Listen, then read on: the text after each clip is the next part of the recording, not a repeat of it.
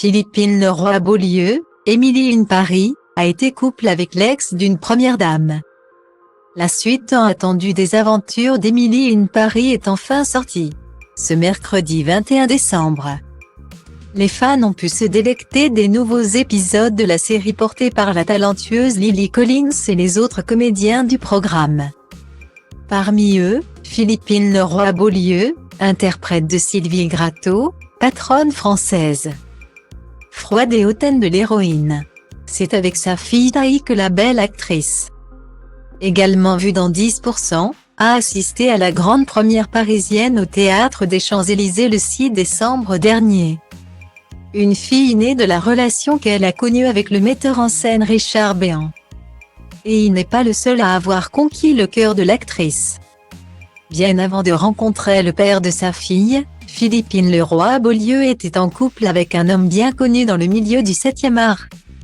Le réalisateur répond au doux nom de Santiago Amigorena, est argentin et n'est rien d'autre que l'ex-mari de Julie Gaillet et le père de ses deux garçons, Tadeo et Ezechiel. Une histoire qui a pansé les plaies au cœur que Philippine Leroy-Beaulieu avait causé chez le réalisateur.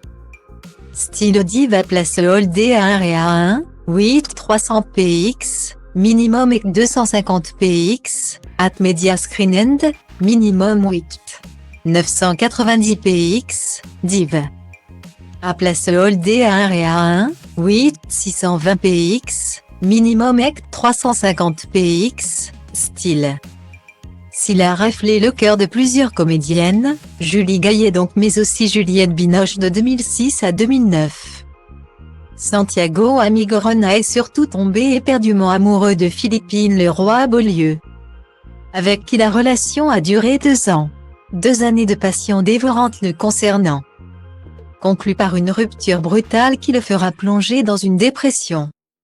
De cette romance, ni mariage ni enfant mais 2 livres autobiographiques, Le premier amour et La première défaite dans lesquels l'auteur raconte son coup de foudre.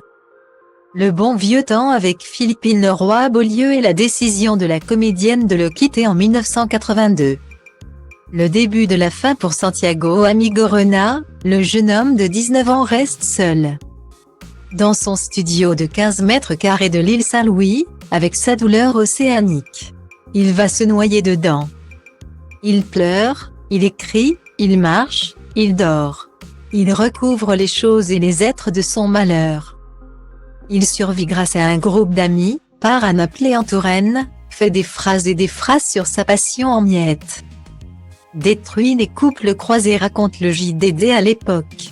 Une période heureusement révolue pour celui qui, désormais marié à Marion Quentin, est devenu papa pour la 3e fois en août 2019.